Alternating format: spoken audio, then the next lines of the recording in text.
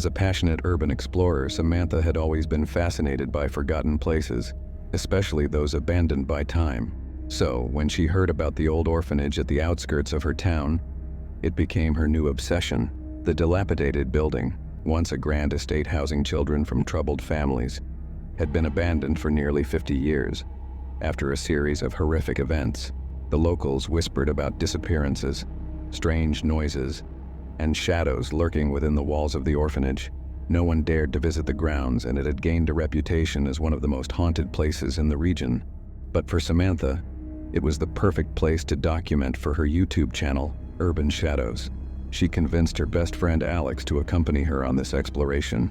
The day they arrived, the sky was gray, casting an eerie glow over the broken windows and crumbling brick walls. Vines snaked through the cracks, reclaiming the building piece by piece.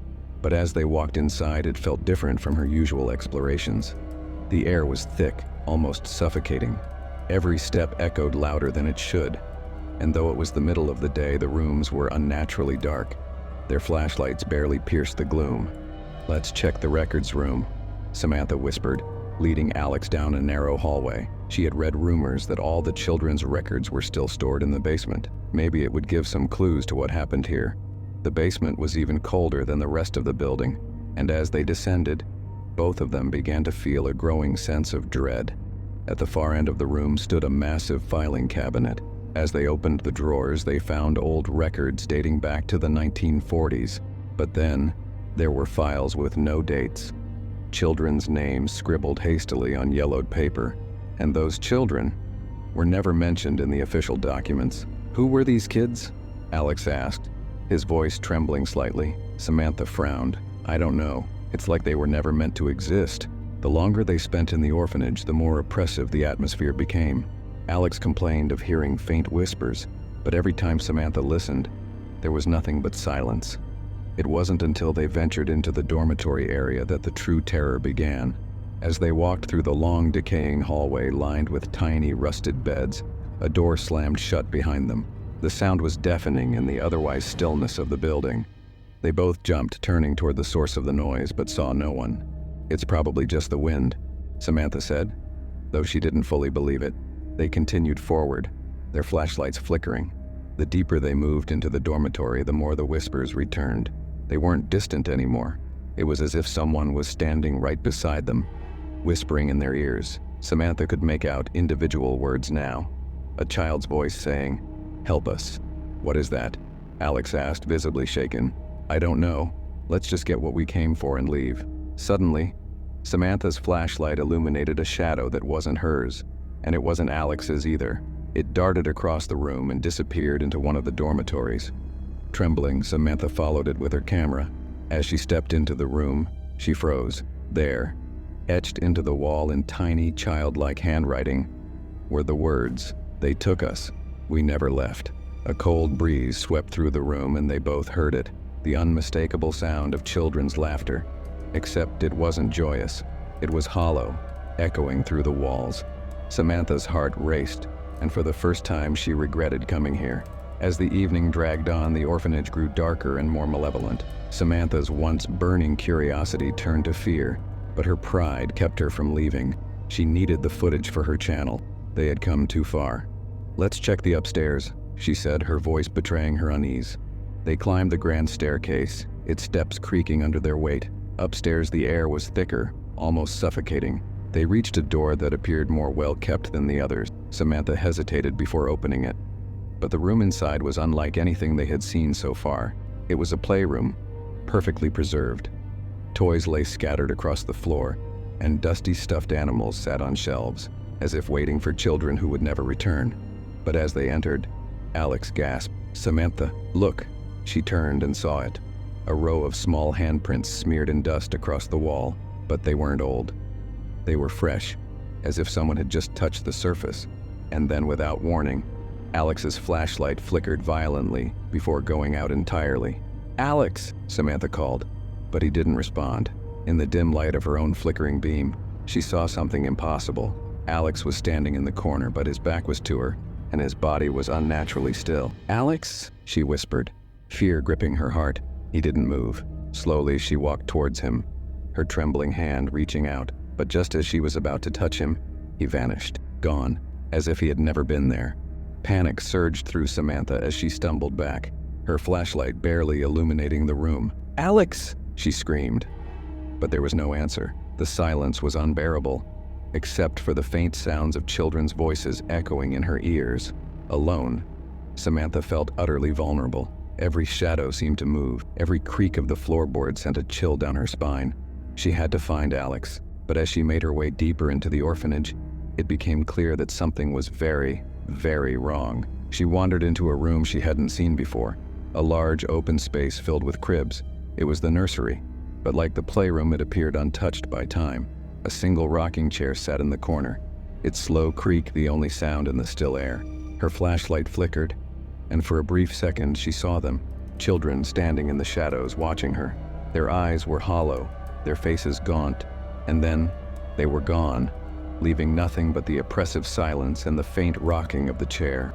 Samantha backed away, her breath coming in ragged gasps. She didn't know what was happening, but she knew one thing: they needed to leave, now. But as she turned to run, a voice stopped her cold. A child's voice, soft and pleading. "Don't leave us." The voice seemed to come from everywhere at once, surrounding Samantha in the dark. She hesitated, torn between her desire to escape and her need to find Alex. But the voice came again, more insistent this time. "Please, help us." Against her better judgment, Samantha turned back toward the nursery. She had come here to uncover the truth, and now it felt like the truth was calling to her. She stepped forward, her heart pounding in her chest. As she entered the room again, her flashlight illuminated something she hadn't seen before. A door, small and hidden behind a tapestry. With trembling hands, she pulled the tapestry aside and opened the door. Inside was a small, windowless room, and in the center stood a single wooden bed. On the bed lay a figure, a young girl, her face pale and her eyes wide open, staring at the ceiling. But she wasn't alive. The air was thick with the smell of decay, and yet the girl's lips moved. "Don't leave us," she whispered again. Samantha stumbled back in horror, her mind reeling. She didn't understand what was happening, but she knew one thing: the orphanage was not abandoned. The children had never left. They were still here, trapped between life and death, waiting for someone to find them. And now, they had found her. In a blind panic, Samantha turned and fled the room, her heart racing. She had to get out. She had to find Alex and leave this place forever. But as she ran through the dark hallways, the whispers grew louder. The children's voices were no longer pleading. They were angry, demanding. "Stay with us," they chanted. "Stay, forever." But Samantha couldn't. She bolted down the stairs, her legs shaking beneath her. As she reached the front door, she saw Alex standing outside, his face pale and his eyes wide with terror. "Samantha, we have to go," he shouted. Without looking back, Samantha and Alex fled the orphanage, never once slowing down until they were miles away. The haunted cries of the children echoed in their ears long after they left, a chilling reminder of the horrors they had uncovered. Though they had escaped the orphanage, they would never forget the voices. The children's whispers followed them, haunting their dreams and filling their waking hours with an overwhelming sense of dread. And somewhere deep within the decaying walls of the orphanage, the children still waited for someone else to join them.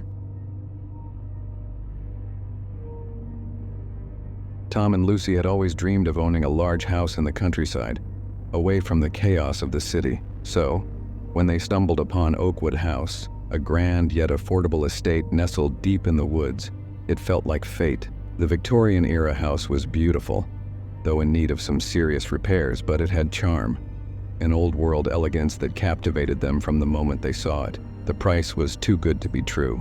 The real estate agent, Mr. Carlton, explained that the house had been on the market for years, mainly due to its isolated location, but there were whispers around town, hushed conversations about the house's dark past. Carlton didn't mention much, just enough to make them slightly uneasy, but not enough to deter them. After all, ghost stories were a dime a dozen, and neither Tom nor Lucy believed in such things.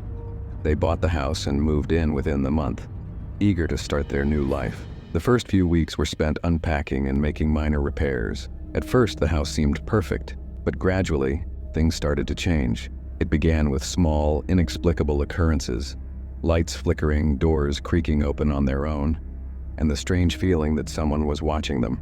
Then, one evening, as Lucy unpacked boxes in the attic, she found something peculiar. Buried beneath layers of dust and old furniture was a small, ornate box. Inside were old photographs, letters, and a key. The photos were of a family, a man, woman, and 2 children. Their expressions were solemn, their eyes hollow. "What do you think this is?" Lucy asked Tom when he came upstairs. Tom examined the photos and shrugged. "Probably the old owners. This house has been around for over 100 years. It's bound to have some history." But Lucy couldn't shake the feeling that there was more to the story. She set the photos aside, deciding to do some research later. That night, they both awoke to the sound of footsteps above them, footsteps coming from the attic. The sound of footsteps in the attic became a regular occurrence, but Tom tried to rationalize it. "It's probably just the house settling," he insisted, though Lucy wasn't convinced. The footsteps were too deliberate, too heavy. One evening, as they sat in the living room watching TV, the sound of something moving upstairs grew louder. It wasn't just footsteps anymore. It sounded like furniture being dragged across the floor. Tom, tired of the noise, grabbed a flashlight and marched upstairs to investigate. Lucy waited anxiously at the bottom of the stairs, listening as Tom opened the attic door.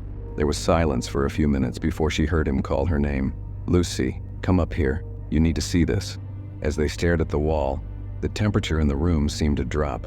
Lucy shivered and turned to leave, but something caught her eye. The box, the ornate box she had found earlier, was now open, though she had left it closed. The photographs were scattered on the floor. "Tom, look." They approached the box cautiously. As Tom bent down to pick up one of the photographs, the attic door slammed shut behind them. They both jumped, their hearts racing. Tom rushed to the door, but it wouldn't budge. The temperature continued to drop, and Lucy could see her breath in the cold air. "Let's get out of here," she whispered, panic rising in her chest. But before they could react, a voice, low and barely audible, whispered in the darkness, "Get out." The encounter in the attic left both Tom and Lucy shaken. They had no explanation for the voice or the sudden cold. Determined to get to the bottom of the strange occurrences, Lucy began researching the history of Oakwood House. It didn't take long for her to find something disturbing. The house had once belonged to the Whitmore family, who lived there in the early 1900s. The family was well off, but their story ended in tragedy. Both children had died under mysterious circumstances, and the wife, unable to cope with the loss, took her own life. The husband disappeared shortly after, and the house was left abandoned for decades. Local legends suggested that the family's spirits never left. Some claimed to have seen the children's faces in the windows, while others heard the woman's cries late at night. Lucy read accounts of visitors who had fled the house after encountering inexplicable phenomena, slamming doors, cold spots, and most chillingly, the sound of footsteps in the attic. But it wasn't just the Whitmores who haunted the house. The house had a darker history dating back even further. In the late 1800s, it had been the site of a brutal murder. A young woman, accused of witchcraft, had been tortured and killed in the very attic where Lucy and Tom had found the photographs. Lucy shared her findings with Tom, but he remained skeptical. "It's just stories, Lucy.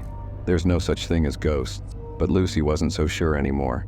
She could feel the presence in the house, growing stronger every day. The feeling of being watched became almost unbearable, and the strange occurrences escalated. One night as they slept, Lucy awoke to the sound of a child's laughter echoing through the house. She sat up, her heart pounding, and saw a shadow standing at the foot of their bed. It was small like a child, but its features were obscured by darkness. "Tom!" she screamed, shaking him awake. But when Tom woke up, the shadow was gone. As the days passed, the atmosphere in Oakwood House grew more oppressive. Lucy could hardly sleep, haunted by nightmares of the Whitmore children and the witch. She began to feel as though something was always watching her, following her from room to room. Tom, on the other hand, seemed to be changing. He was more irritable, distant, and often complained of strange dreams. At first, Lucy thought it was just stress from the house, but soon, she began to notice something more sinister. Tom would sometimes speak in his sleep, mumbling words she couldn't understand. His behavior grew erratic. He would lose time, waking up in different parts of the house with no memory of how he got there. One evening, while preparing dinner, Lucy heard a crash from the living room. She rushed in to find Tom standing over the shattered remains of their coffee table, his hands bleeding from where he had smashed through the glass. "Tom, what the hell are you doing?" she shouted, rushing to his side. But Tom didn't answer. His eyes were distant, almost vacant, as if he wasn't truly there. He mumbled something under his breath, something that chilled Lucy to her core. "She's coming." Lucy tried to pull him away from the glass, but he resisted, his strength far greater than it should have been.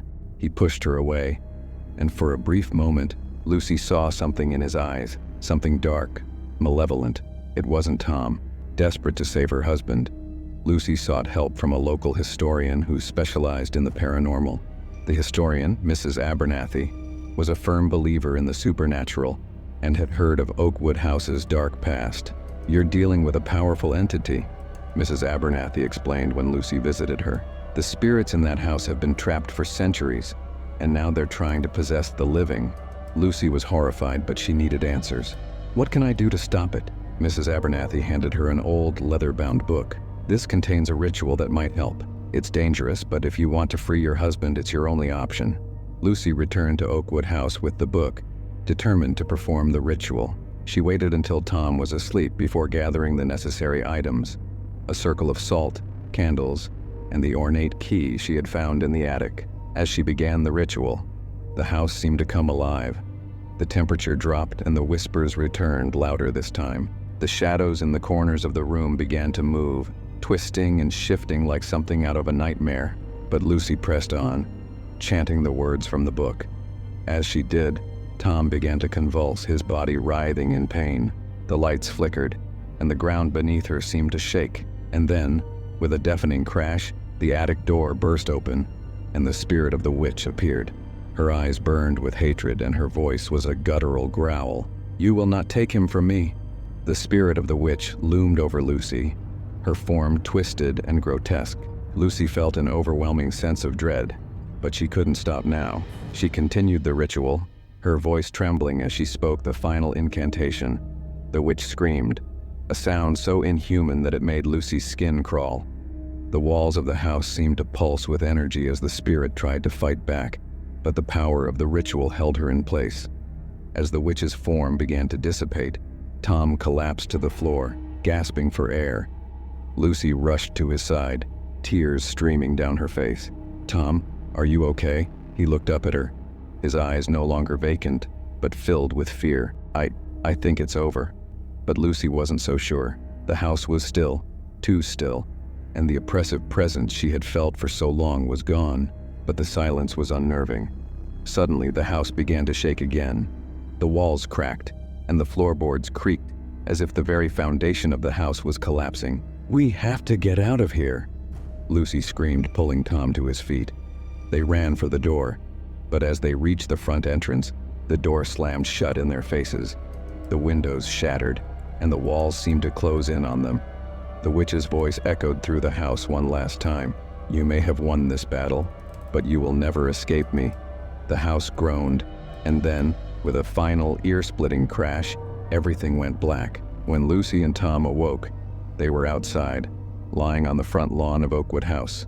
The house was gone, completely vanished, as if it had never existed. They looked at each other in disbelief, too shaken to speak. The nightmare was over, but they both knew that something had followed them out. David and Sarah were newlyweds looking for the perfect place to start their life together. When they stumbled upon a charming Victorian apartment in the heart of the city, they felt they had found a gem. The landlord, Mr. Blackwell, seemed like a friendly old man, eager to show them around. The apartment was spacious, with tall ceilings, intricate woodwork, and large bay windows that filled the rooms with natural light. But there was something odd about the place.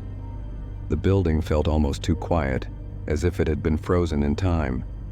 There were no other tenants, or at least none they ever saw. The halls were silent, and the only sounds came from the creaking floorboards and the occasional gust of wind rattling the old windows.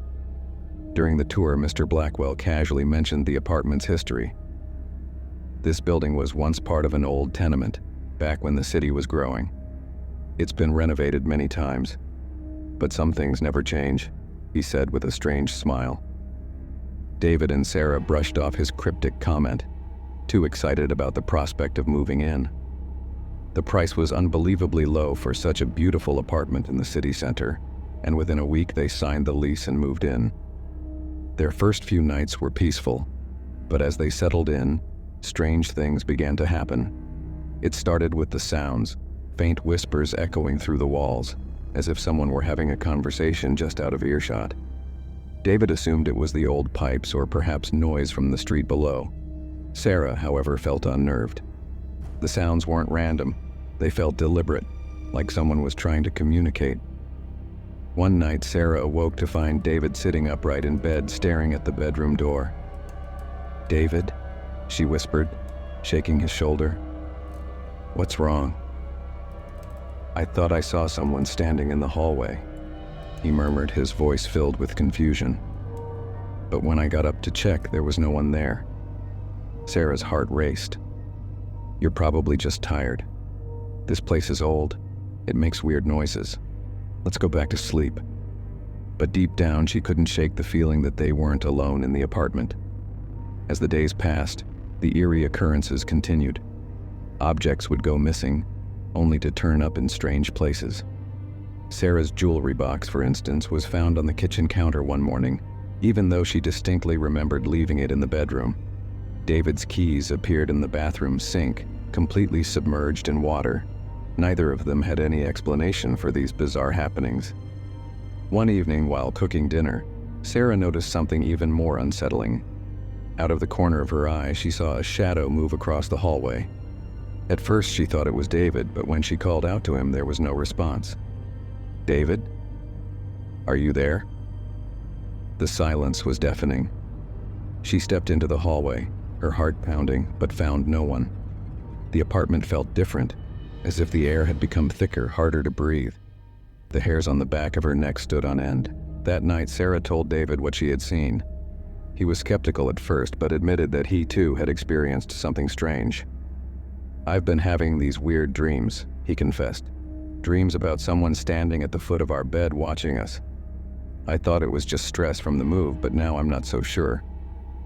They decided to contact Mr. Blackwell, hoping he might have some insight into the apartment's past.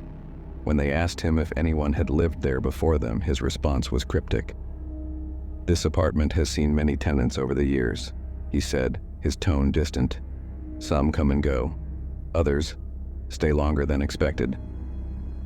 David and Sarah exchanged uneasy glances, unsure of what to make of his words. The next few nights were a blur of terror. The whispers grew louder, more insistent, and the shadows became more defined. David and Sarah began to see fleeting glimpses of a figure in the hallway, a man dressed in old-fashioned clothing, his face obscured by darkness. One night, David awoke to find the figure standing at the foot of their bed, just as he had dreamed.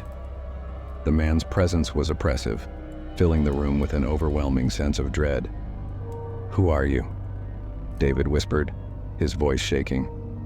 The figure didn't respond. Instead, it slowly turned and walked out of the room, disappearing into the hallway. David jumped out of bed and followed, his fear replaced by a desperate need for answers.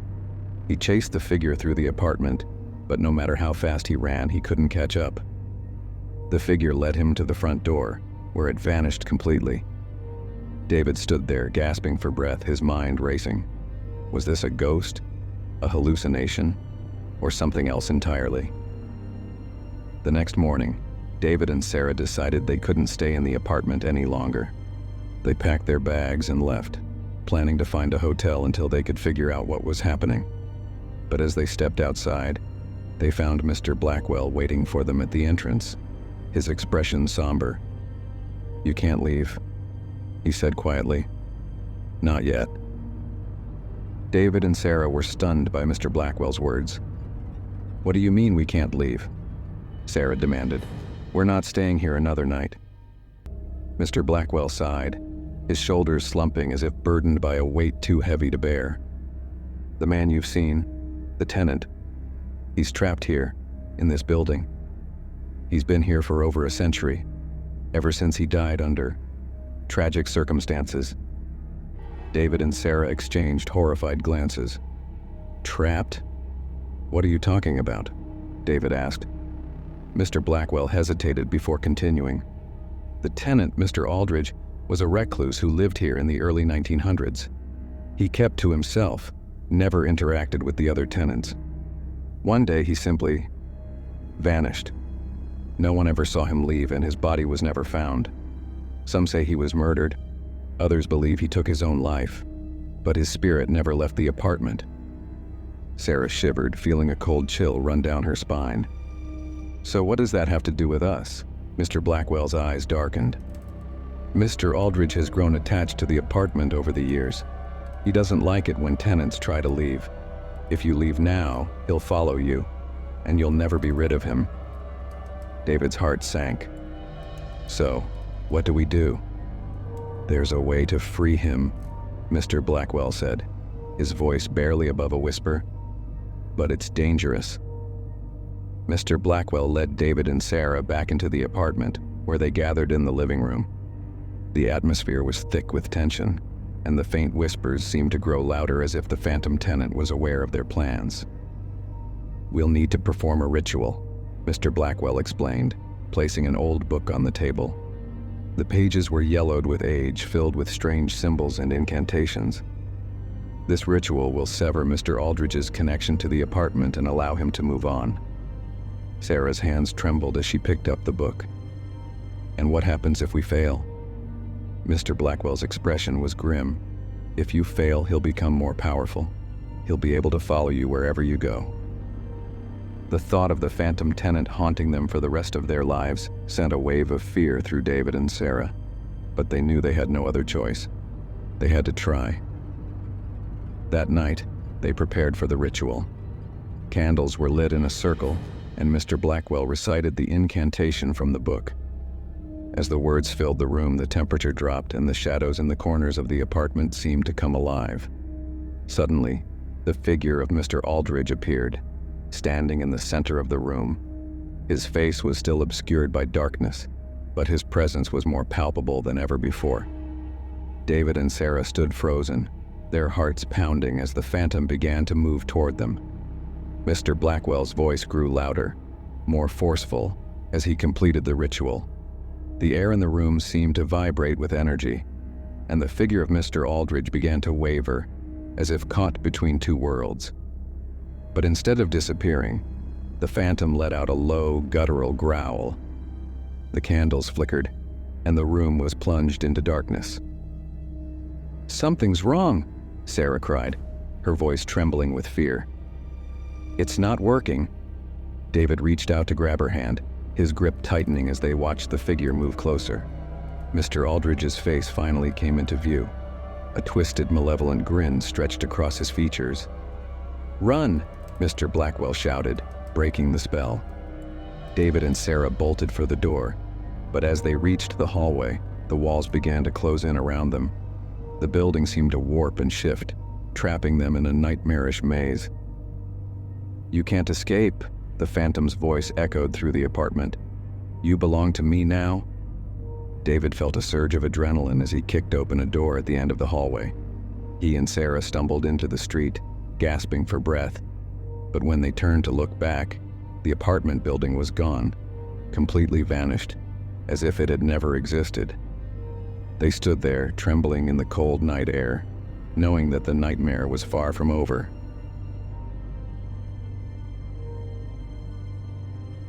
Lily and John had been searching for the perfect home for months. They were newly married, excited to start a family, and ready to settle into the quiet life they always dreamed of. When they found a quaint house in a small, picturesque town, it felt too good to be true. The house sat at the end of a tree-lined street, far away from the noise and chaos of the city. It had a large backyard, perfect for children, and a charming porch that wrapped around the front. The previous owners had left suddenly, but that wasn't unusual in a place like this where people moved in and out often. The day they moved in was bright and sunny. As they unloaded boxes into their new home, they marveled at how peaceful everything seemed. There were no neighbors around, just the sounds of birds chirping and the occasional rustling of leaves in the wind. But as the sun began to set, that peaceful feeling started to shift into something darker. That first night, Lily had trouble sleeping. She couldn't shake the feeling that someone was watching them. John, of course, was unfazed. "It's just nerves," he told her. "We're in a new house. It'll take some time to get used to it." But Lily wasn't so sure. The house seemed to creak and groan in ways that didn't feel natural, and every time she closed her eyes, she thought she could hear faint whispers, as though someone was standing just outside the bedroom door. The next morning, they both shrugged off the strangeness, but what they didn't realize was that the house had its own history, and it wasn't ready to let its secrets stay hidden for long.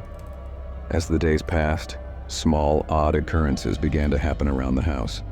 Doors that were closed would suddenly be open, lights flickered even though the wiring was new, and John's tools kept disappearing from the garage only to reappear in strange places. Still, they chalked it up to the stress of moving and laughed it off, until they discovered the locked room. Lily found it one afternoon while exploring the attic. Tucked away in a corner was a small door, barely noticeable behind a stack of old furniture left by the previous owners. She tried the handle, but it wouldn't budge. "John, come take a look at this," she called down. When John arrived, he tried the door himself, but had no luck. It was sealed tight, and there was no key in sight. Curious, they decided to contact the real estate agent who had sold them the house, but she was no help. "That's strange," she said. "I don't remember any mention of a locked room in the attic. The house should be completely accessible. I'll check with the previous owners, but they've been hard to reach." Feeling uneasy, they decided to leave the door alone for the time being. But that night, as they lay in bed, they heard a strange noise coming from the attic. It was a rhythmic thumping, as though something, or someone, was trapped inside the locked room.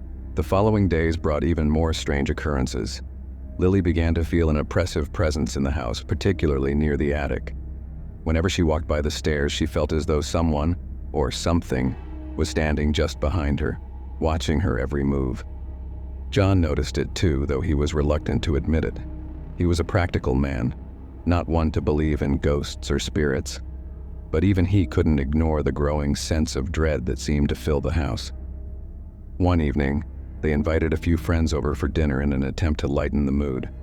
But as they sat in the living room, chatting and laughing, the temperature in the room suddenly dropped. The lights flickered, and for a brief moment the shadows on the walls seemed to twist and writhe, as though something malevolent was lurking just out of sight. Their friends laughed nervously, assuming it was just a power surge or a draft. But Lily and John knew better. There was something in the house with them, something that didn't want them there. Determined to get to the bottom of the mystery, John decided to break into the locked room. Armed with a crowbar, he pried the door open late one night while Lily stood by, her heart pounding in her chest. The door creaked open to reveal a small, windowless room. It was empty, save for an old wooden chair sitting in the center of the room and strange symbols scrawled on the walls. The air was thick with the smell of decay, and both John and Lily felt an overwhelming sense of dread wash over them. "What is this place?" Lily whispered, her voice trembling. John shook his head. "I don't know, but I don't like it." As they backed out of the room, they heard a loud thud behind them. Spinning around, they saw the chair had moved on its own. Without thinking, John slammed the door shut, his hands shaking. "We need to leave," Lily said, her voice barely audible. "Now." That night, they packed their bags, ready to leave the house for good. But as they tried to leave, they discovered that the front door wouldn't open. No matter how hard they pulled, it was as though the house itself had locked them inside. Panicking, they ran to the back door, but it too was sealed shut. The windows wouldn't budge, and the phone lines were dead. They were trapped. The whispers grew louder, filling the house with an almost deafening roar. Shadows danced along the walls, twisting and contorting into grotesque shapes. And then they saw it. A figure standing at the top of the stairs, watching them. It was a man, or at least what had once been a man. His face was gaunt and pale, his eyes sunken and hollow. He didn't speak, but the malevolent grin on his face said everything they needed to know. They were not alone in the house. With no way out, Lily and John retreated to the bedroom, barricading the door with furniture.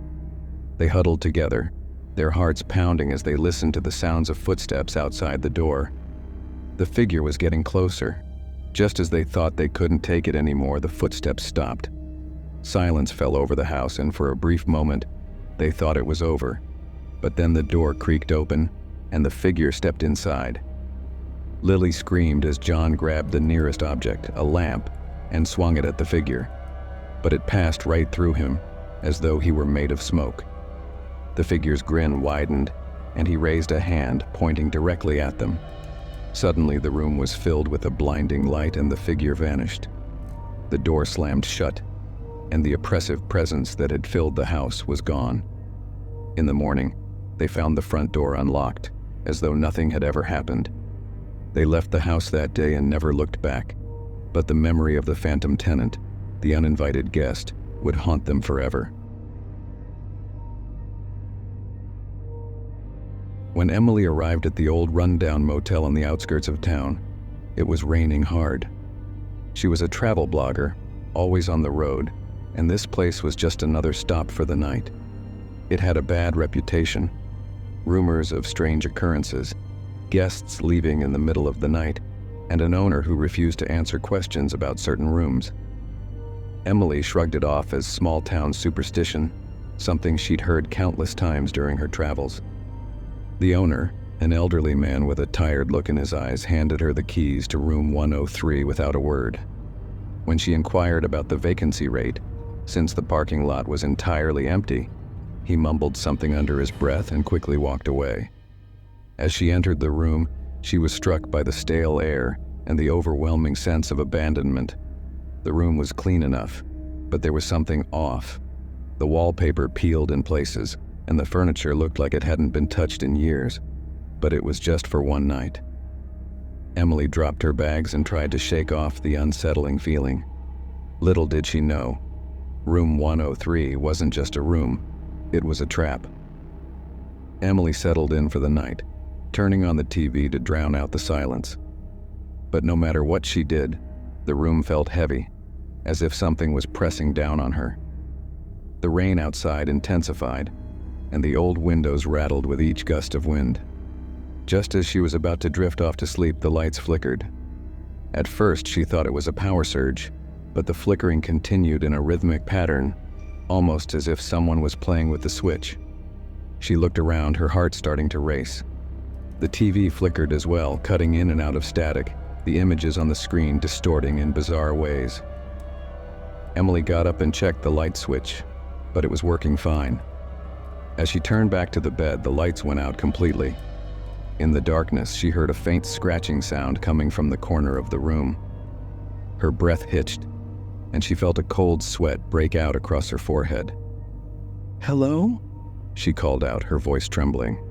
No answer. Suddenly, the lights snapped back on, and the room was exactly as it had been, except for one thing. The mirror on the wall was fogged over, as though someone had breathed on it. Written in the condensation were the words, "Get out." Panicking, Emily grabbed her phone to call the front desk, but there was no signal. She tried the landline phone in the room, but it was dead. The scratching noise returned, louder now, and it seemed to be coming from inside the walls. Unable to bear it any longer, she bolted for the door. But when she tried to turn the knob, it wouldn't budge. She yanked and pulled, but the door was locked tight from the outside, as if someone or something was keeping her in. "Let me out!"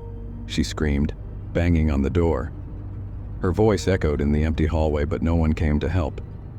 The scratching grew more intense, and Emily could swear she heard whispers coming from the ceiling. But when she looked up, there was nothing there. The air in the room grew colder, and she could see her breath fogging in the dim light. The walls seemed to close in on her, and the mirror, still fogged over, now displayed a different message. "He's here." Desperate to escape, Emily backed into the corner of the room, her eyes darting around for any sign of movement. That's when she saw it. A shadow moving across the wall, a dark figure that seemed to glide rather than walk. Her heart pounded in her chest as the figure stopped at the foot of the bed. She could barely make out its shape in the dim light, but it was tall, with long arms that hung unnaturally at its sides. The figure didn't move for what felt like an eternity, and Emily was too terrified to breathe. Then, slowly, it began to turn its head toward her, revealing a face that was pale and gaunt, with hollow black eyes that seemed to stare right through her. Emily screamed, her voice echoing off the walls. The figure stepped forward and she backed up further, pressing herself against the wall. "Stay away!" she shouted, but the figure didn't stop. It reached out a bony hand, its fingers long and twisted, as if beckoning her closer. Just as its hand was about to touch her, the lights flickered again, and the figure vanished. The door finally swung open, but instead of finding the motel's hallway, Emily was met with a long, dark corridor that seemed to stretch on forever. She hesitated, but staying in the room was no longer an option. She stepped into the corridor, her footsteps echoing unnaturally in the silence. The walls were lined with old, faded photographs of people she didn't recognize, their faces twisted into expressions of horror. As she walked, she began to hear faint sobbing, as though someone was crying in the distance. The sound grew louder the further she went until it was almost deafening. Suddenly, the corridor began to warp, the walls bending and shifting in impossible ways. The floor buckled beneath her, and Emily stumbled, falling to her knees. The crying stopped abruptly, replaced by a deep, guttural growl that reverberated through the hallway. Terrified, Emily scrambled to her feet and ran. But no matter how fast she went, the hallway stretched on endlessly. She could feel something behind her, a presence that was getting closer with each passing second. She didn't dare look back. Just when she thought she couldn't run any longer, Emily saw a door at the end of the hallway. She sprinted toward it, her legs burning with exhaustion. The growling was louder now, almost right behind her, but she didn't stop. She reached the door, yanking it open with all her strength, and stumbled through. She found herself back in the motel room, gasping for breath. The door slammed shut behind her, and when she turned around, the hallway was gone. The room was silent again, but Emily knew she wasn't alone. The mirror on the wall was fogged over once more, and this time the message read, "You can never leave." The lights flickered one last time, and in the reflection of the mirror, she saw the figure standing right behind her, its hollow eyes staring into her soul. The next morning, when the motel owner came to check on the room, he found it empty. Emily's belongings were still there, but she was gone, just like the others who had stayed in room 103 before her. Jessica and her family had been dreaming of moving into a larger house for years. When they finally found the sprawling Victorian manor on Blackthorn Hill, it seemed like a dream come true. The house had been abandoned for years, left untouched and unsold due to rumors of hauntings and a tragic past, but the price was unbeatable. Despite its eerie reputation, Jessica convinced herself that those stories were just gossip. The house sat on a small rise, surrounded by thick trees, its stone exterior weathered by time but still imposing.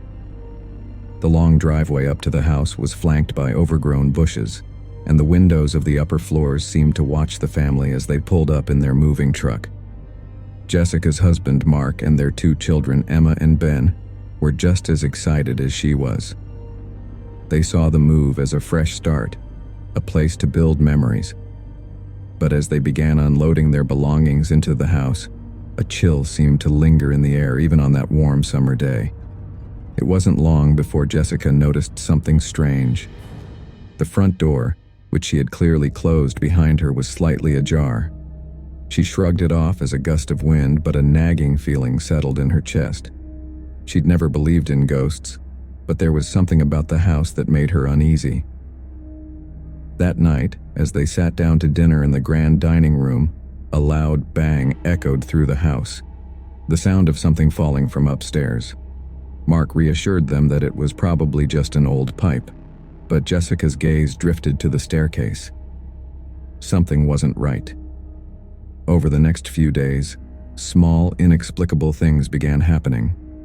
The lights flickered, doors creaked open by themselves, and strange cold spots appeared in random rooms, even though the weather was still warm. Jessica tried to rationalize it all, an old house settling, faulty wiring, drafts from the windows. But then, Emma began talking about the people she'd seen in the house. "They're not mean, Mommy," she said one morning, her voice innocent. "They're just watching us."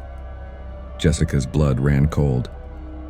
"What do you mean, people? There's no one here but us?" Emma shook her head, her face serious. "I see them. In the hallway upstairs, and sometimes in the yard at night."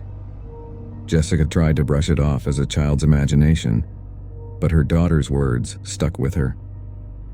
That night, as Jessica lay in bed, she heard the unmistakable sound of footsteps in the hallway. Slow, deliberate steps, like someone was pacing just outside the door. She nudged Mark awake. "Do you hear that?" He groggily sat up, listening. "It's probably just Ben going to the bathroom." But when they checked, both of the children were fast asleep in their beds. The footsteps continued, echoing down the hall, growing fainter, then louder, as if circling the upper floor. Disturbed by the strange occurrences, Jessica decided to do some research on the house. She visited the town's local library, digging through old records and newspaper articles. What she found sent chills down her spine. In the late 1800s, the house had belonged to a wealthy family named the Blackthorns.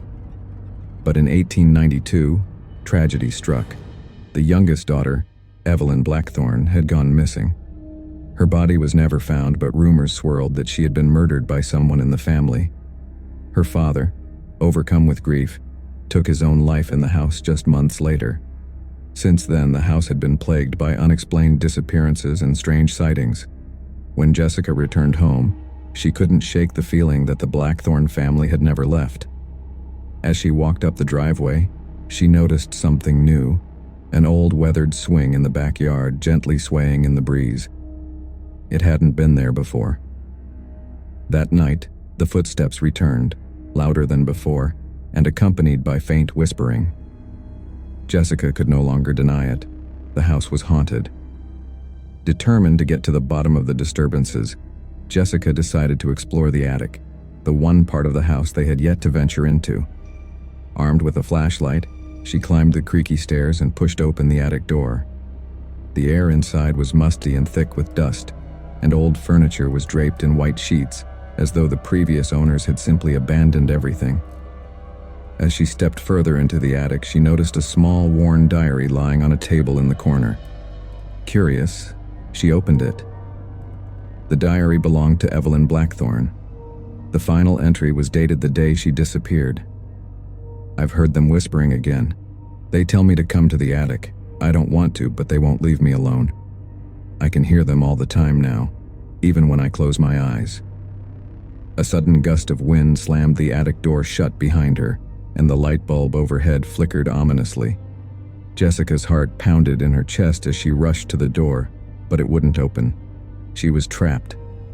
In the silence, she heard something moving behind her.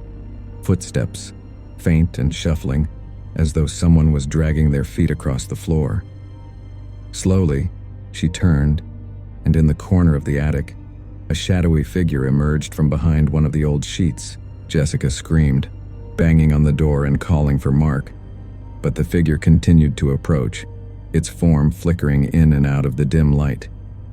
She backed up against the wall, her hands trembling as she fumbled for her flashlight. The beam cut through the darkness, revealing the figure to be a young girl in a tattered white dress, her face pale and expressionless. It was Evelyn. "Why won't you leave us alone?" Jessica whispered, her voice shaking. The girl tilted her head, her hollow eyes staring into Jessica's soul. "They won't let me leave," she said in a voice that was barely audible, more like a distant echo. "You shouldn't have come here." Suddenly, the attic door burst open, and Mark rushed in. The figure vanished as quickly as it had appeared. Jessica collapsed into his arms, sobbing. "We need to get out of here," she said.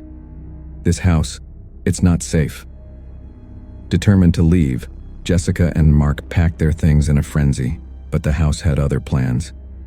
The doors slammed shut and the windows sealed themselves, trapping the family inside.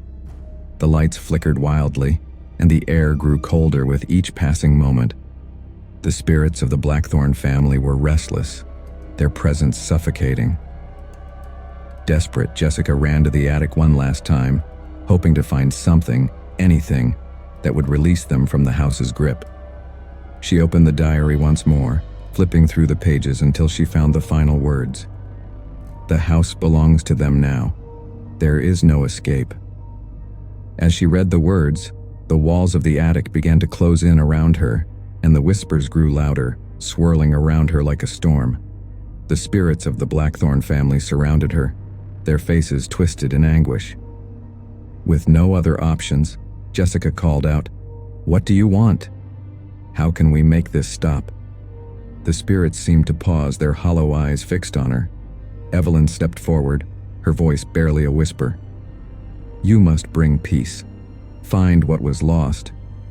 Jessica realized what she had to do. The body of Evelyn Blackthorn was never found, but it had to be somewhere in the house. The spirits wouldn't rest until she was laid to rest. After years of living in a cramped city apartment, Michelle and her husband David decided it was time for a change.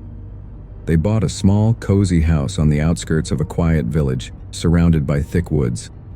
The house was isolated, far from the bustle of city life, and to them it seemed like a perfect place to start a family and live a peaceful life. From the moment they moved in, they were charmed by the tranquility of the countryside. The trees swayed gently in the wind, birds sang outside their window, and the fresh air was invigorating. But it wasn't long before Michelle began to notice strange things. She always felt as if someone, or something, was watching her. One evening, as she stood in the kitchen washing dishes, Michelle glanced out the window toward the woods. There, just beyond the tree line, she saw a figure. It was tall, unmoving, and too far away for her to make out any details. Her heart skipped a beat, but when she blinked, the figure was gone. Michelle told herself it was just her imagination, but the feeling of being watched persisted. The next day, she saw the figure again, this time standing closer to the house. It was always there at dusk, never moving, always staring. David brushed off her concerns. "It's probably just a hunter or a hiker. These woods are full of people, especially in the evenings." But Michelle wasn't so sure. The figure never came any closer, but it never left either. It just stood there, waiting. A few weeks after settling in, Michelle and David were invited to a local gathering by their neighbors, the Thompsons. The Thompsons had lived in the village for generations and seemed friendly enough, but there was something strange about them. They were overly curious about the house, especially the woods surrounding it. "Has anything strange happened since you moved in?" Mrs. Thompson asked over dinner, her voice oddly hushed. Michelle hesitated. "What do you mean?" "The woods," Mrs. Thompson said, lowering her voice even further. "You must be careful at night. Don't go too close to the trees. People say things live out there." David chuckled nervously. "Come on now. We don't believe in all that supernatural nonsense." Mrs. Thompson's face grew serious. "It's not nonsense. There's something in those woods, something that watches. People have seen it." The conversation left Michelle uneasy. When they returned home that night, she couldn't stop thinking about Mrs. Thompson's words. As they pulled into the driveway, she glanced toward the woods. The figure was there again, closer than ever, its outline barely visible in the darkness. That night, Michelle had a nightmare. She dreamt that she was standing at the edge of the woods, staring into the dark, tangled trees. The figure was there, standing just out of reach, its face hidden in the shadows. As she tried to turn away, she realized she couldn't move. Her feet were rooted to the ground, and the figure began to move toward her, slowly, deliberately. She tried to scream, but no sound came out. When she awoke, drenched in sweat, the room was icy cold. David lay next to her, still fast asleep, but Michelle's eyes were drawn to the window. Through the thin curtains, she could see the faint outline of the woods. And there, standing at the edge, was the figure, staring right back at her.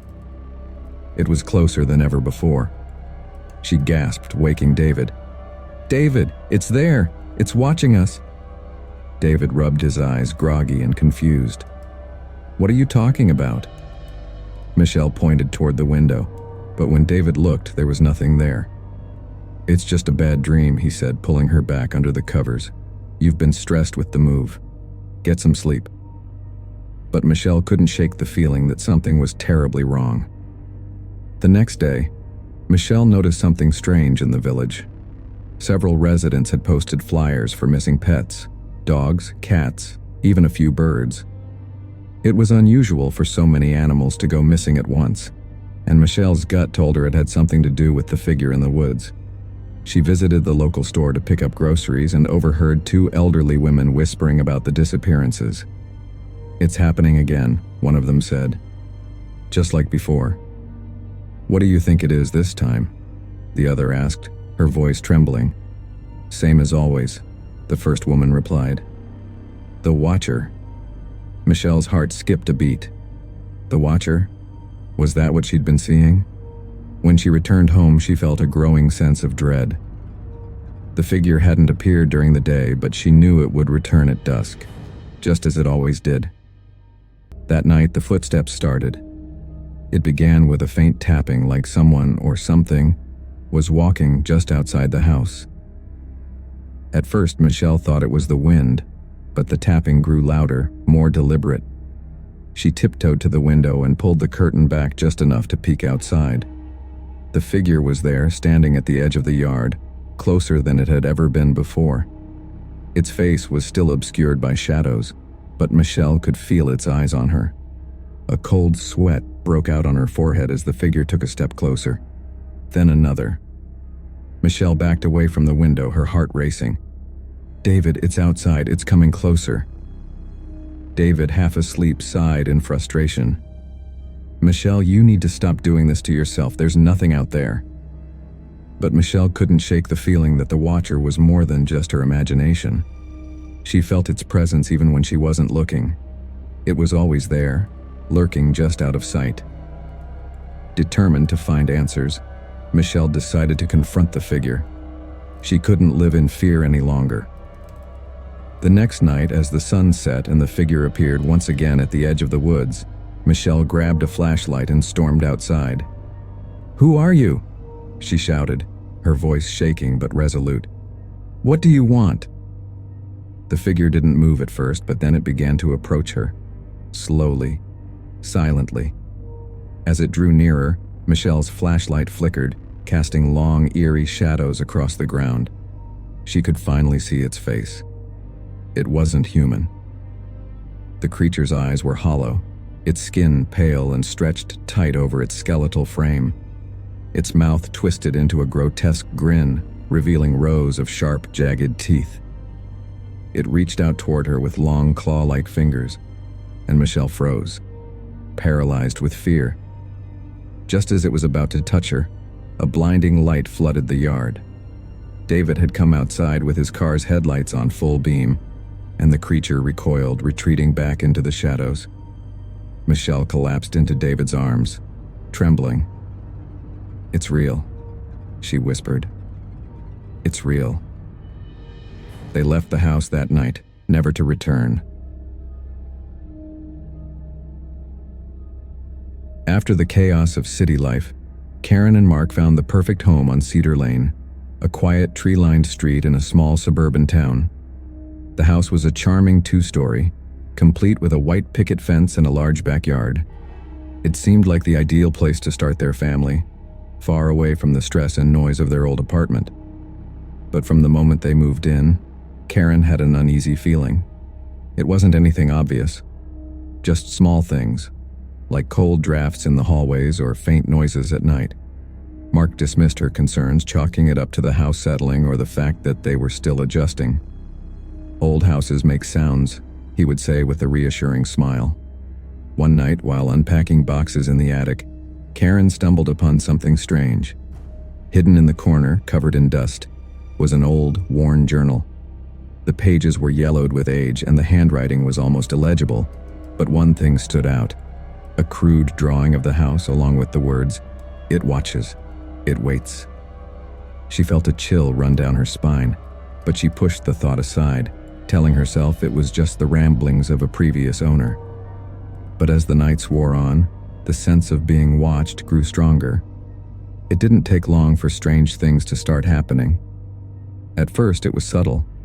Doors that Karen was sure she had closed would be open the next morning, and objects she had placed in one room would mysteriously end up in another.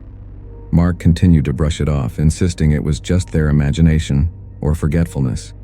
But Karen knew better. One evening, as she was washing dishes in the kitchen, she saw a movement in the backyard. She looked out the window and saw a shadowy figure standing at the edge of the property, near the old oak tree. It was tall and unmoving, its features hidden in the darkness. Karen's breath caught in her throat. She blinked, and the figure was gone. When she told Mark, he suggested it was probably just one of the neighbors. "Maybe someone was out for a walk," he said, though his tone was less certain this time.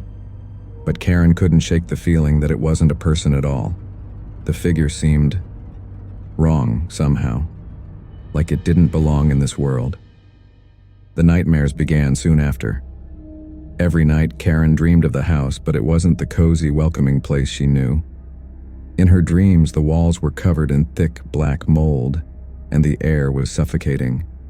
The figure from the yard was always there, lurking in the shadows, watching her. One night, the dream was different. Karen found herself in the attic, standing in the exact spot where she had found the journal. The figure was there too, closer this time. It reached out to her, and just as its cold, clammy hand touched her skin, she woke up gasping for breath. Sweat poured down her face and her heart was pounding in her chest. But the terror didn't end when she woke up. As Karen lay in bed trying to calm herself, she heard it, a faint scratching sound coming from the attic. She woke Mark, but by the time he went to investigate, the noise had stopped. "You're just stressed," he said. "The move, the new house, it's all getting to you." But Karen knew something was terribly wrong with the house, she just couldn't explain what. Determined to find answers, Karen began to research the history of the house. She learned that the previous owner, a recluse named Eleanor Winters, had disappeared without a trace nearly 20 years ago. According to rumors, Eleanor had been obsessed with the idea that something evil was living in the house with her. Karen's unease deepened. She decided to search the house from top to bottom, hoping to find some clue about what had happened to Eleanor. While searching the basement, she noticed a section of the wall that didn't match the rest. It was newer, as if someone had patched it up in a hurry. Her heart raced as she chipped away at the plaster, revealing a hidden compartment. Inside, she found a small box covered in dust. Inside the box were old photographs of the house, along with newspaper clippings about Eleanor's disappearance. But there was something else, an old, cracked mirror. The moment Karen touched it, she felt a jolt of electricity run through her body, as if the mirror was charged with some dark, malevolent energy. After Karen found the mirror, the strange occurrences in the house became more frequent and more violent. Lights flickered on and off, objects flew off shelves, and doors slammed shut on their own. The figure in the yard began to appear closer and closer to the house, and Karen's nightmares grew more vivid. One night, while lying in bed, Karen felt a cold hand brush against her arm. She shot up, gasping, only to see the figure standing at the foot of the bed, its eyes glowing in the darkness. She screamed, and the figure vanished, but the terror lingered. Karen knew they couldn't stay in the house any longer. She begged Mark to leave, but he refused to believe that anything supernatural was happening. He insisted it was all in her head, a product of stress and exhaustion. But deep down, Karen knew the house was alive, and it wanted something from her. Desperate for answers, Karen returned to the attic where she had found the journal. This time, she brought the mirror with her. As she stared into its cracked surface, she felt a strange pull, like the mirror was drawing her in. Suddenly, the air around her grew thick and cold, and the figure appeared behind her. This time, it was no longer a shadowy outline. Its face was twisted and grotesque, its eyes black voids that seemed to suck the light from the room. "You shouldn't have come here," a voice whispered, though the figure's mouth didn't move. "You don't belong." Karen tried to run, but the door slammed shut, trapping her in the attic. The figure advanced, reaching out with its long, bony fingers. Karen screamed, clutching the mirror as if it could protect her. In a moment of desperation, she smashed the mirror against the floor. The figure let out a blood-curdling scream as the shards scattered across the room. The walls shook, and the floorboards creaked as if the house itself was reacting to the mirror's destruction. Then, just as suddenly as it began, the figure vanished, and the house fell silent. Karen and Mark left Cedar Lane the next day. They never spoke of what had happened in the house, but Karen knew that whatever haunted the house was still there, waiting for its next victim.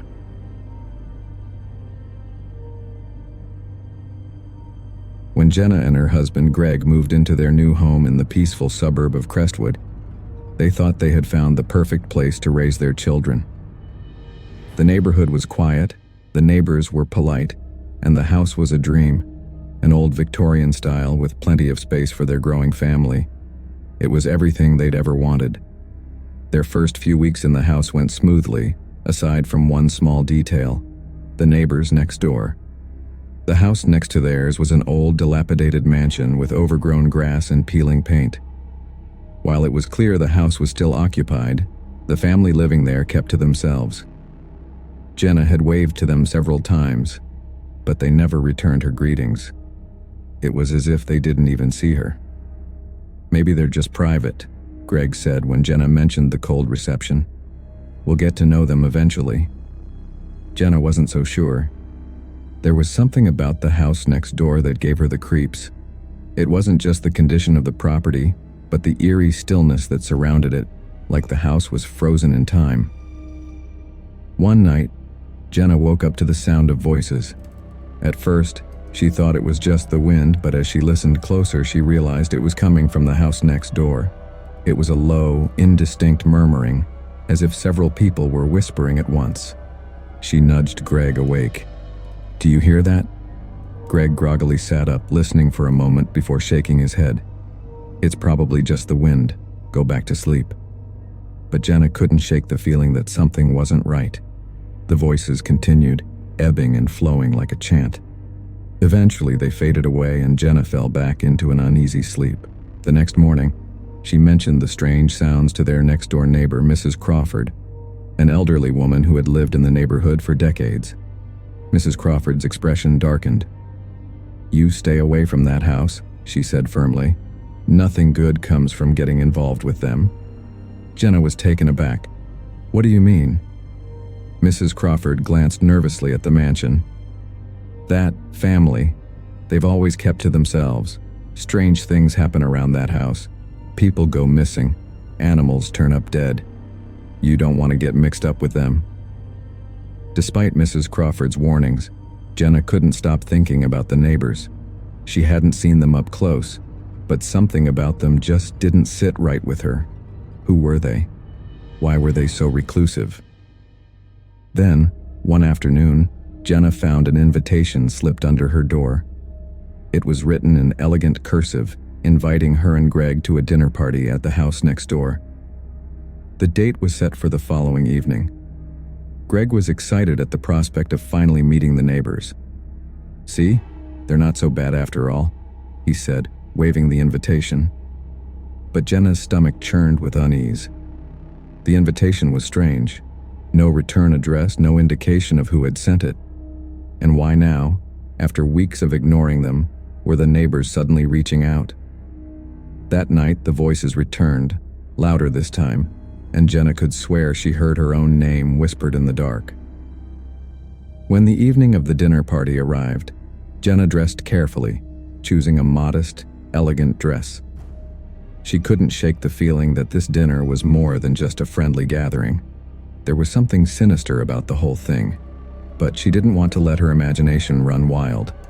The house next door looked even more imposing up close. The front door creaked open before they could knock, and they were greeted by a tall, thin man with a pale complexion and sharp features. His eyes were sunken, and his smile didn't quite reach them. "Welcome," he said in a voice that sent a chill down Jenna's spine. "We've been expecting you." Inside, the house was dimly lit, with old-fashioned furniture and thick curtains that blocked out any light from the outside. The air was heavy, and the atmosphere felt oppressive. There was no sign of the other guests. As they sat down at the long wooden dining table, Jenna noticed the food. It looked delicious, but something about it seemed off. The meat was too dark, the vegetables unnaturally bright. Her stomach turned and she suddenly wasn't hungry. The man introduced himself as Mr. Devereaux. His wife, a woman just as pale and thin as him, sat silently at the far end of the table. There was something unsettling about the way she stared at Jenna, as if she were sizing her up. Jenna tried to make small talk, but every word felt forced. Mr. Devereaux and his wife answered her questions with vague, unsettling responses, and the conversation soon dwindled into silence. Then, without warning, the lights flickered and the room was plunged into darkness. In the pitch-black room, Jenna felt a cold hand brush against her arm. She gasped, pulling away just as the lights came back on.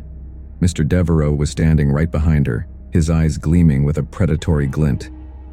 "I think it's time we show you what we're really like," he said, his voice low and menacing. Before Jenna could react, the walls of the room seemed to shift and change. The wallpaper peeled away, revealing blackened, rotting wood beneath. The once beautiful chandelier above the table now hung crooked, its crystals covered in dust and cobwebs. The house was decaying before her eyes. Jenna grabbed Greg's arm, pulling him toward the door, but Mr. Devereaux and his wife blocked their path. "You're not leaving," Mrs. Devereaux said, her voice raspy and hollow. "Not until we've finished." As they watched in horror, the Devereaux' features began to change. Their skin grew even paler, their eyes sinking deeper into their skulls. They were no longer human. "We've been waiting for you," Mr. Devereaux hissed. "The house needs new blood." Jenna and Greg didn't wait to see what would happen next. They bolted for the back door, crashing through the kitchen and into the backyard. The house groaned and creaked behind them as if it were alive, trying to hold them within its decaying walls. As they ran, the ground beneath them seemed to shift, and the air grew thick with the smell of rot. Jenna could hear the Devereaux behind them, their footsteps slow but relentless. Just when it seemed like they wouldn't make it, they broke free of the property, stumbling onto the street. The moment they crossed the threshold of the yard, the house fell silent. The oppressive feeling lifted and the air was clear again. They didn't stop running until they were safely back in their own home. The next morning, they packed their bags and left Crestwood for good. The Devereaux' house still stands, looming over the neighborhood, waiting for its next victims. Emily and Dan had been searching for months for the perfect home. When they finally found it, a secluded, picturesque cottage on the outskirts of town, they were thrilled. It was everything they had dreamed of. Charming, with a large garden and beautiful views of the surrounding woods. The house was old, but it had character. The walls were adorned with intricate woodwork, and the rooms were spacious and filled with light. Emily and Dan immediately fell in love with it and wasted no time moving in. But shortly after settling in, Emily began to notice something strange. The house had a tendency to make odd noises, creaks and groans that seemed to come from the walls themselves. At first, she thought it was just the house settling, but the sounds grew more frequent and more unsettling. One evening, while Dan was working late, Emily heard a soft scratching sound coming from the wall in their bedroom. She tried to ignore it, convincing herself it was just her imagination. But the scratching grew louder and more persistent, and Emily couldn't shake the feeling that something was trying to get out. A few days later, Emily and Dan decided to explore the surrounding woods. They were eager to get to know their new area and hoped to find some beautiful hiking trails. As they wandered deeper into the forest, they stumbled upon a small, abandoned cabin. It was old and run down, but there was something intriguing about it. Inside, they found old photographs and newspaper clippings scattered around. One photograph showed a family standing in front of what looked like their house, but with a date from several decades ago. The family looked happy, but their eyes seemed hollow, as if something was missing from their lives. The newspaper clippings told a story of the family's sudden disappearance. The headlines were chilling. "Family vanishes without a trace," and "Search for missing family ends in failure." The articles mentioned that the family had lived in the cottage before Emily and Dan, but no one had ever found out what happened to them. Emily felt a chill run down her spine. She had heard rumors of other families who had lived in the cottage over the years, but none of them had stayed for long. Each family had left abruptly, often under mysterious circumstances. The scratching sounds in the walls grew more intense, and Emily's unease began to grow into full-blown fear. She could hear whispers coming from the walls, as if someone was speaking just beyond her hearing. The whispers grew louder each night, and she could almost make out words, but they were always just out of reach. One night, Emily woke up to find Dan missing. She searched the house frantically, calling his name, but there was no sign of him. The scratching had become a deafening roar, and the whispers had turned into angry shouts. In the kitchen, Emily found a message scrawled on the wall in what looked like blood. "Leave before it's too late." Her heart pounded in her chest as she realized that Dan was nowhere to be found.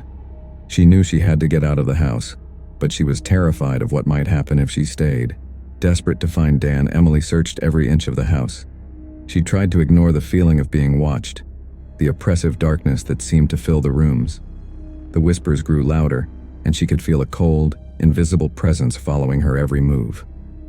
As she searched, she noticed that the walls of the house seemed to be shifting, as if they were alive. The rooms that had once been familiar now seemed to twist and turn, leading her in circles. It was as if the house itself was trying to keep her trapped inside. Emily finally found Dan in the attic, but he was not alone.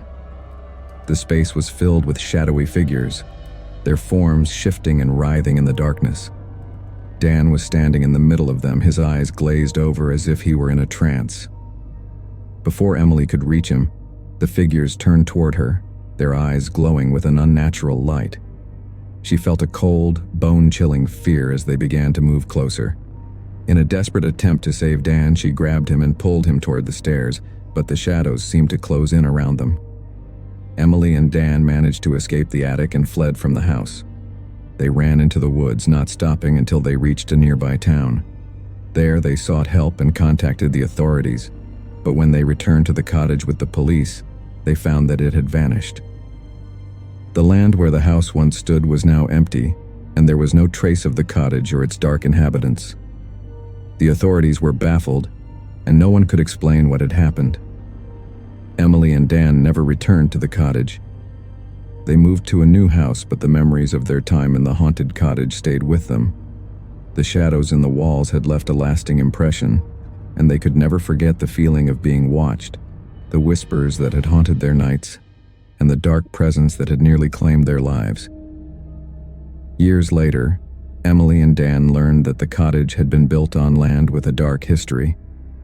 The property had been the site of numerous tragedies over the centuries, and each family that had lived there had experienced their own horrors. The cottage had become a place where darkness thrived, feeding off the fear and despair of its inhabitants. The story of the haunted cottage became local legend, a cautionary tale for anyone who dared to live in the house on the edge of the woods. Emily and Dan knew that their experience was just one of many, and they were grateful to have escaped with their lives. But every now and then, Emily would hear whispers in the dark, and she would remember the shadows in the walls, the figures that had haunted their nights. The fear never truly left her, and she knew that the darkness of the cottage would always be a part of her.